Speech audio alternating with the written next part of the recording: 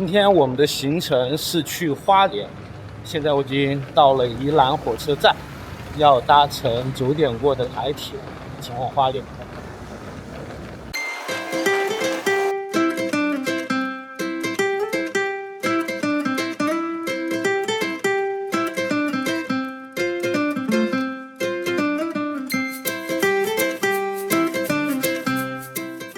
从宜兰搭台铁最快只需要1个小时便能到达花莲。虽然暑期还未过，但整个车厢的人却很少。当蔚蓝的太平洋突然出现在眼前，我知道花莲快到了。其实这已经是我第3次来花莲，不过距离上一次已经过了5年时间。因为相对交通不便，所以在花莲自驾或者包车是更好的选择。这一次，我提前在网上联系了一位包车师傅。之前跟包车师傅约好在计程车这个站里面等他，先去找他的车。好像我已经看到他的车了，就是有龙猫图案的，非常可爱的这辆车。是这一辆。哎，你好，请问是曾师傅吗？哎，是的。哎，你好，你好。啊，谢谢。不好意思，久等了。对，它的火车到了清水断崖那一段哦，它就会放慢速度。对，那一段是重灾区。OK。哎，好，谢谢。上车了。所以地震过去这么长时间，就是他们是害怕吗？还是什么原因说不愿意来？一点是害怕，一点是交通3、2天的下一个暴雨就中断哦，所以他们过不来啊。好像其实花莲这边一直以来就是交通没有那么方便哈。对，交通本来就因为这个台湾政府也真的很糟糕。我们想得到的，他们政府会想不到吗？全世界只有台湾是用这个环境评估保护环境。这个阻挡说这个要把安全的道路开通，全世界人家是现在科技这么发达，我们是要怎么去克服？不是说出来用环境评估不会过出来阻挡。现在技术层面这么发达，对，你要怎么把动物的通道各方面要对是保存空间，帮他们做保留，是没问题的。这个山的形态外观要怎么保留？这个遇到这个打山的时候，你这个水脉要怎么去把它？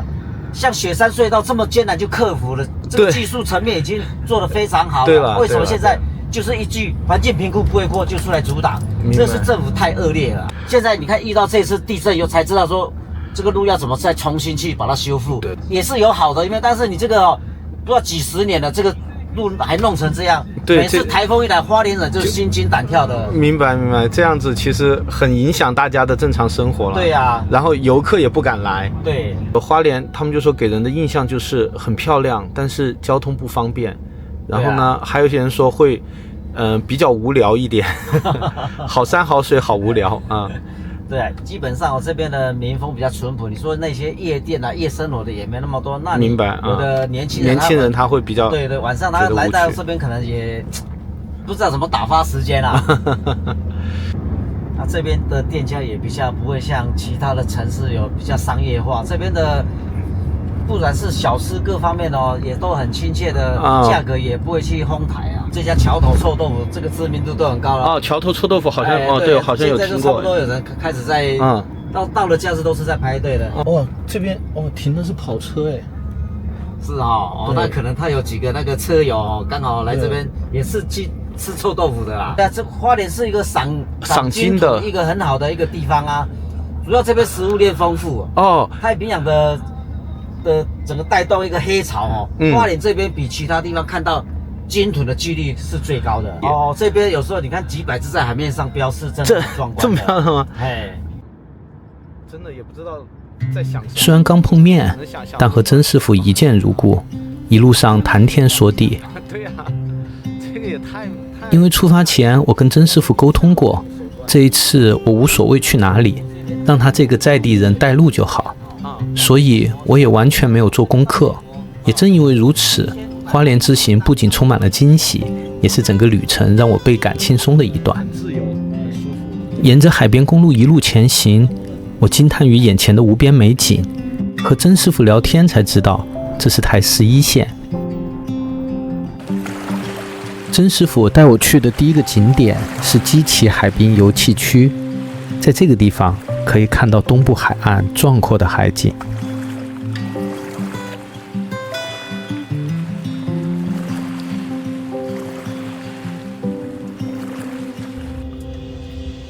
我们下一个目的地是八旗瞭望台，这里是台11线的制高点，可以眺望花莲的山与海。我突然恍悟，5年前来过这里。实际上2天的行程有一半的地方我都去过，但这并不影响我的兴致，因为在我心里，花莲的海百看不腻。而这一次我便是来重温旧梦的。继续沿着风景如画的花东海岸线前行，不知不觉也到了饭点。曾师傅带我到了石梯渔港的一家餐厅。中午就在这个石梯渔港，然后吃一些小吃，看看有什么好吃的。这地方的选择还蛮多的，米粉、冬粉、拉面、油面、白面、干面、汤面。点的米粉，卤味拼盘。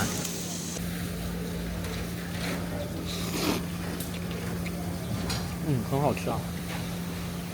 味道卤汁香的话就做干的就口感就好吃了。对。鱼汤里面的鱼肉是蘸着芥末吃的。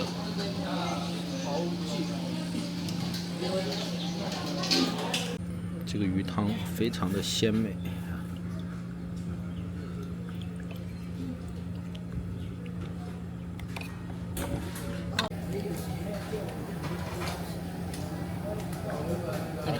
等一下我们鱼汤来再请你吃啊。这里。对啊。哇，现捞的，第一手的。哇，新鲜的。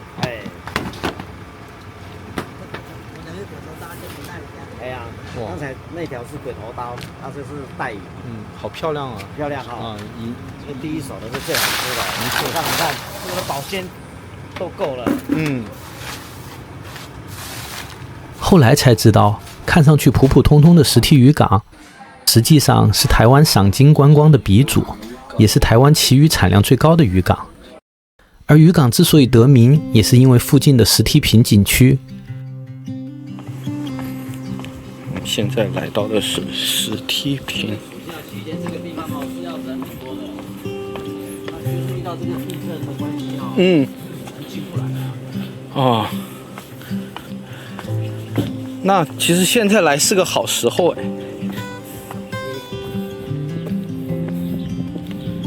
石梯坪是典型的海蚀地貌，火山石灰岩层在数以百万年的海蚀作用下形成的独特景观，宛如层层石梯向上。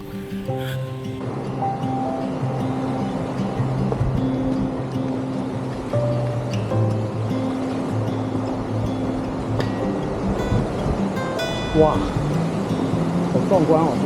对啊。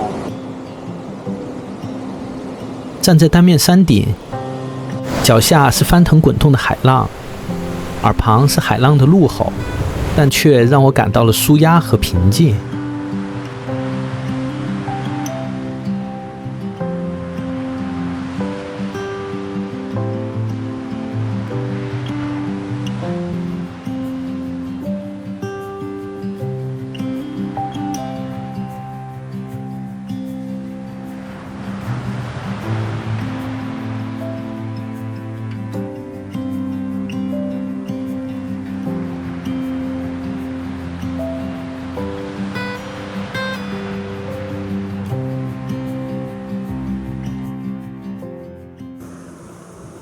距离石梯坪往北5公里左右，便是石门游憩区。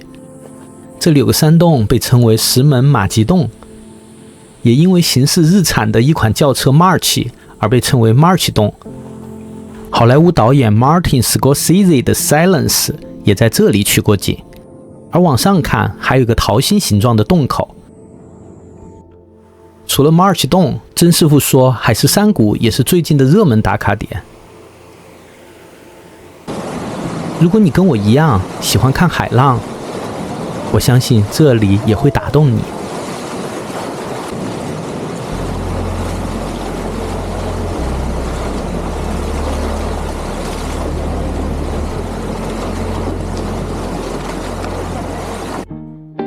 跟着在地人旅行的好处在于，他们总知道一些在海量的旅游资讯中容易被忽略掉的宝藏，比如这家可以看海的咖啡馆。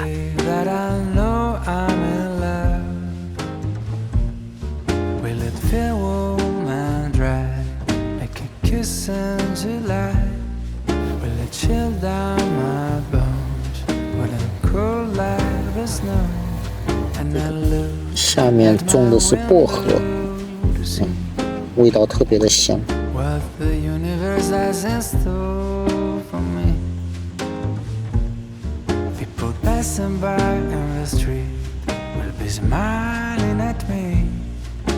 一瞬间，我似乎明白为什么张震岳突然不想回台北了。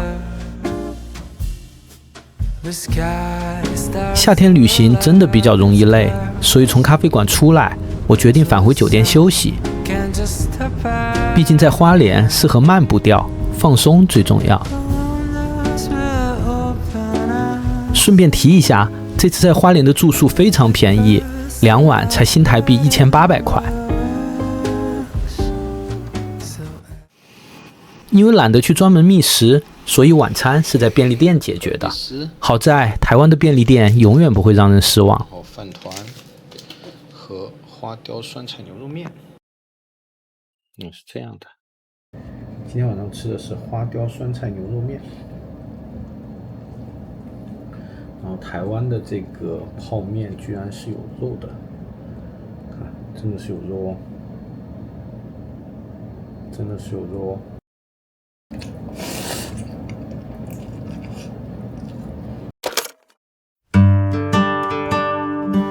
又来到了七星潭。每次想到花莲的海，总会想到七星潭的蓝，而来到七星潭，又会情不自禁地想起燕姿《完美一天》的封面，一晃居然快20年了。所以基本上来花莲玩的话，就是1天海线，1天山线，差不多。一天太鲁阁线，等一下前面开始都是这边都开始有那个落石的一个基痕出来了。中央山脉的高山满是山体滑坡的痕迹，可以想象地震当时是何等惊心动魄的景象。崇德这边都是太鲁阁族，他们早期都是住在高山上。太鲁阁族。那后来政府规限他们往平地迁徙，主要是小孩子要受教育嘛。对。老人家你看病才会方便啊。而虽然距离清水断崖还有几公里的距离，但奇异的海水依旧美丽动人。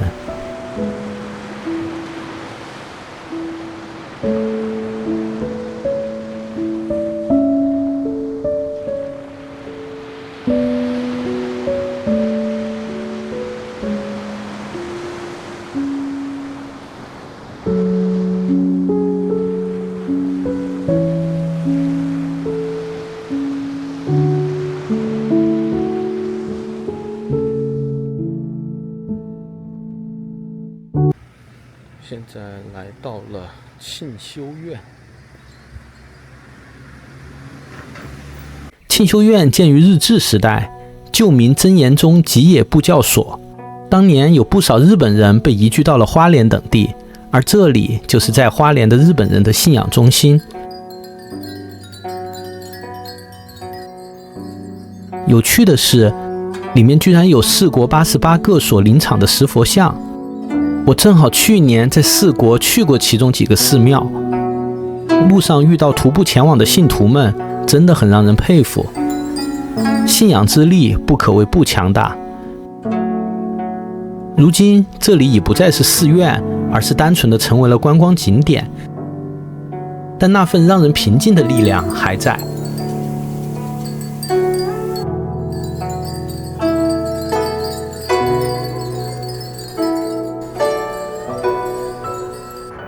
离庆修院不远，还有一个很酷的星巴克——回蓝门市。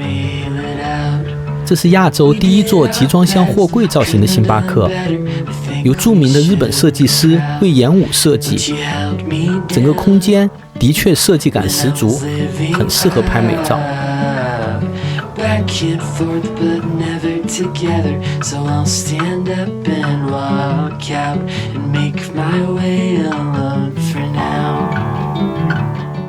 现在到了午餐时间，我们来尝一尝花莲的特色。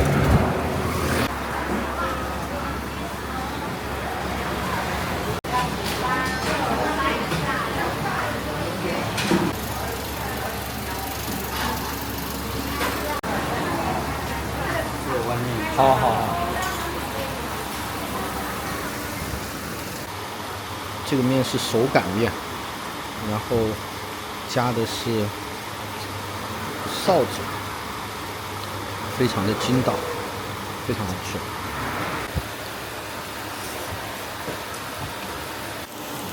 这个挂包里面是什么肉啊？控肉，控肉，还有我做那个现菜。下午的行程，我居然又去上鲸豚了。说实话，和宜兰相比，个人更推荐在花莲上鲸豚，各方面都比宜兰要好。虽然依旧没能看到鲸鱼，但为数众多的海豚让我目不暇接。